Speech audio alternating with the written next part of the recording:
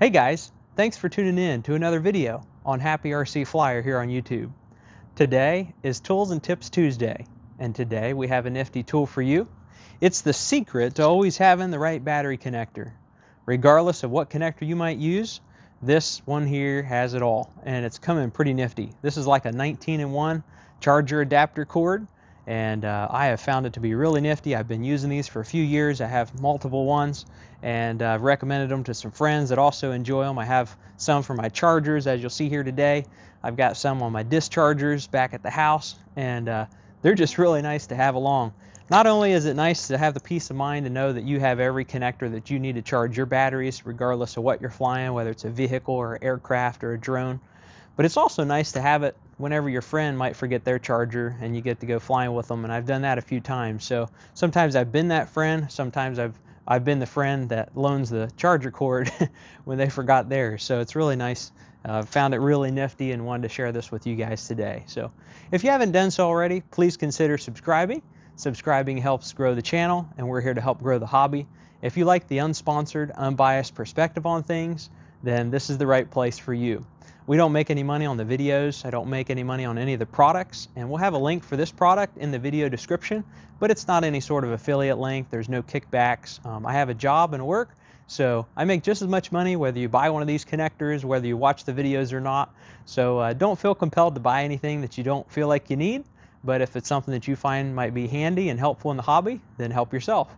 Also consider dropping a comment or a question in the video description if you have one, whether it's about this item or the topic that we're talking about today or anything in RC.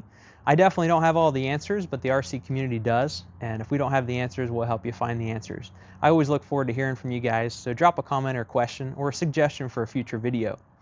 Hit the like button at the end of the video if you like this kind of content. That lets me know what you guys like and what you enjoy, and share this video with a friend that you think might enjoy it. Let's get into it. As I mentioned already, we'll be talking about this 19-in-1 charger adapter cord, and you can use this for charging or discharging. I will put a link for it in the video description. There are a couple options for these. There's I think a 13-in-1, a 13-in-1, and I think a 19-in-1. And so I have a couple of them here. You'll see they're a little bit different. Now, the way that they come, usually they'll come with like the banana plugs or the power pole plugs on the end of them. And a lot of chargers do have those power pole plugs, but the chargers that I tend to use and the dischargers will use the Smart EC3, or in this case is the IC3. The orange ones are IC3 because they'll have a third pin. This blue one doesn't have a third pin, it's just a 2-wire, and so this would be called the EC3. That's how you can tell the difference, IC or EC. The I has the third pin, the E's don't. So I just put this adapter on the end. I use some of those solder connectors, the crimpless solder connectors, and they've been working really well for me. This one I made a little bit longer. You'll see I have another one here that I made quite a bit shorter, and this one I tend to leave at the house hooked onto my discharger for discharging things. It's nice to have a little bit of a longer lead. I can kind of keep the battery farther away from my discharger unit. And then this one here is a little bit shorter one, and you can customize it. You can hook it up however you want to. You can put different plugs on it. You may have a charger that takes an XT60 or an EC5 or whatever it is, and so you can put whatever kind of adapter connector on that. So when you do get it, it's going to have like these power pole connectors on the end of it, and you'll see it if you click on the video description. Maybe I'll put a picture of how it comes up here in the corner of the screen of the video, but that's the first thing I do is clip that off of there and then put on my connector that I'm using for my charger. Again, this is not a smart connector, so if you're charging smart batteries, you're not going to have all the telemetry options with some of these smart batteries. Like this one here is a IC3, and you'll see it has that third pin. I don't know if you can see that in the camera. So if you're charging this battery, which doesn't have a balance plug, I can plug this one directly into the charger. Now, I can't charge this in a balance mode if I plug this directly into this adapter because it doesn't have a balance plug. So I'm kind of tongue-in-cheek on these smart batteries, especially when it comes to the G2s, and how you can tell the G2s and later versions are that they don't have a battery balance plug. They have a built-in balancer, and so as you charge them here, it feeds the main power in, and then it charges them or balances them with the board that's in there. So it also has a discharger board. I like some of the advantages. I like the telemetry advantages of the smart batteries, but I don't like the computer board in there because I've had a lot of those go bad, and a lot of friends that I know don't like the G2 batteries because the G2 boards, they just go bad because the little charger board in there tends to wear out after a while. So I like to let my charger do all the smart stuff, the discharging, the charging, kind of stuff like that. But there's nothing wrong. If you guys like the G2 batteries, you like the Spektrum, the features of being able to auto discharge within however many hours that you set them up, there's nothing wrong with that. So don't take that personal at all, but that's just my preference. So if you do have G2 batteries, this plug is probably not going to be your answer because this is IC, or this is EC, and this is IC. So you're not going to be able to charge that. So I did want to get that little disclaimer out of the way. But for any of your other batteries that are going to have a balance lead or a balance plug where you can plug your main power in and then your balance plug in, that'll work for any of these other types of batteries with the balance plug. So I have a variety of batteries here. This is a 6S5000 smart battery. And so to plug this in, you just grab up, this one has a EC5 on it, so EC5 to IC5 they plug in. Again, it's not going to be a smart battery, so you're not going to get all your smart telemetry stuff on there, like your charge cycles and stuff like that. But this is just for charging and discharging mostly. That's what I use them for anyway. So whether it's a big IC5 or if it's a XT60, there's an XT60 plug on these braids, and so that just juices right up.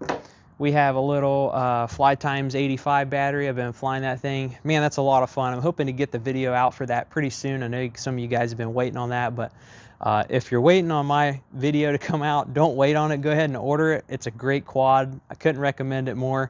And I've got a video coming out pretty soon with all, well, quite a few mods I haven't seen anybody else doing that I think makes it fly a lot better. But here's a 550 2S by Flywoo battery, and that runs on an XT30. And then we have XT30 here. Now this particular lead doesn't come with an XT30, and I believe that this is the 19-in-1. And you can see that I've added my XT30 on there with those little solder connectors. But this other plug does have, it already comes with an XT30. So keep that in mind. There are a few varieties of these multi-plugs available on Amazon, and so I might put a few different options in there. So pay attention.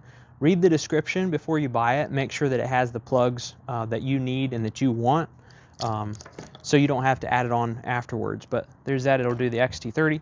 Here's a little crawler battery for my SCX 24s. I have a few of those, and this is just a little one cell. Or no, I take that back. This is a 2S, little flat 2S, 350 milliamp. And I believe that this is like a PH2 maybe, if I'm saying that correctly. I believe we have that particular plug is in here as well.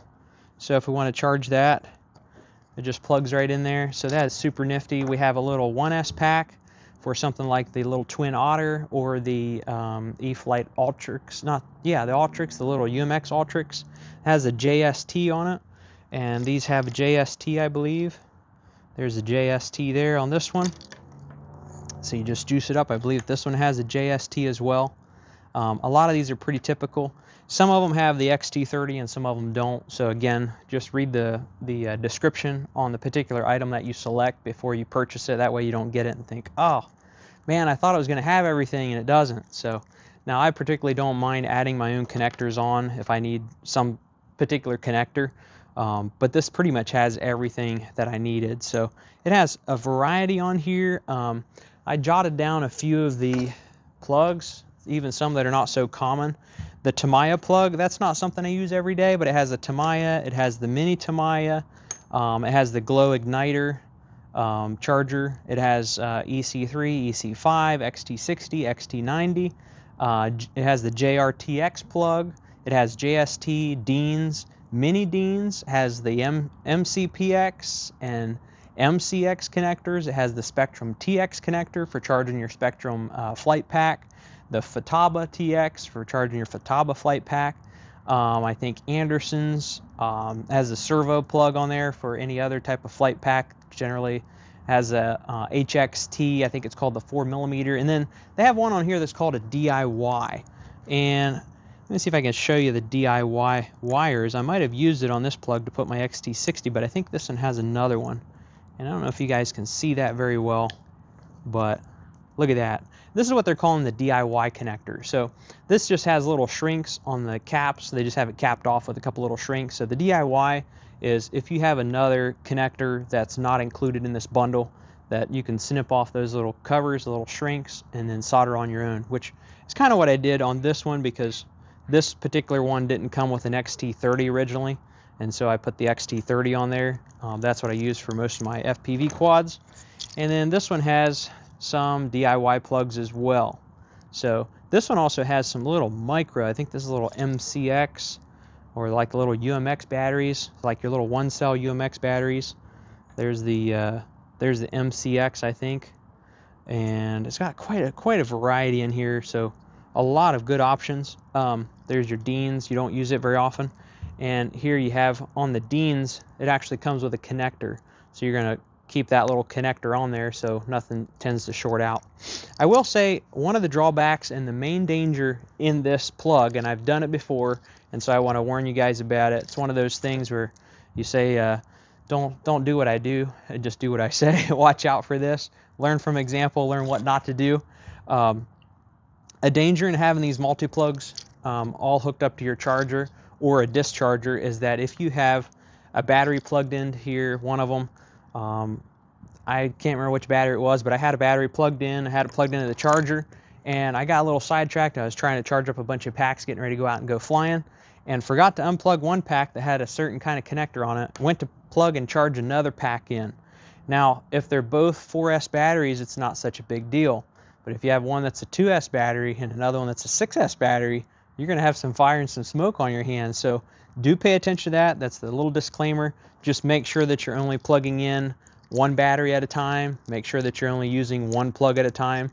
Make sure nothing else is shorted out or going to overpower a pack that you plug into it. So if you use it how it's intended to be used, you're fine. But if you don't use it how it's intended to be used, then you're kind of on your own. So I just want to throw that out there because it has happened to me, and more than likely I'm not that strange. I might be kind of strange, but I'm not that different than you guys. Stuff that happens to me probably will happen to you too, so just watch out for that. But I think that's pretty much all that I wanted to cover. I think in another video I showed you these little solder connectors. Those are pretty nifty, but you could put crimp connectors, you could do whatever kind of connectors you want, and it doesn't have to be an EC3. That's just what I put on because that plugs directly into this Spektrum S2100 that I'm using. I have a few of these older chargers and they're still kicking, so I'm still using them. No reason to upgrade if it's still working fine, and that's what I use. So I also have XT60s on my discharger, which maybe I'll get to put out a video on the discharger. A discharger is really important to have. You go flying or you charge up your batteries and you don't get to discharge everything. And I know we have smart packs that will discharge themselves with the Spektrum stuff, but we have a lot of these little micro packs that don't discharge. So maybe we'll get into that, the dischargers for the little 2S and some of those other batteries. So anyway, I hope you guys enjoyed the video. I hope you consider checking out one of these multi-plugs. And like I said, I'll put some links for it in the video description. I don't get any kickbacks from that, so don't feel pressure to buy anything if you don't need it, but I think you'll find it pretty handy. I hope you find that helpful. Again, please consider subscribing. Subscribing helps grow the channel and helps grow the hobby. Turn on the bell icon, click that if you want to turn on future video upload notifications, where when I upload a video, you get notified in your inbox. Drop a comment or question if you have one, whether it's about this or anything in the hobby. Hit the big thumbs up if you like the video and the content. Let me know what you guys like. If you have suggestions, let me know. Share the video with a friend, and we'll catch you in the next one. Thanks for watching.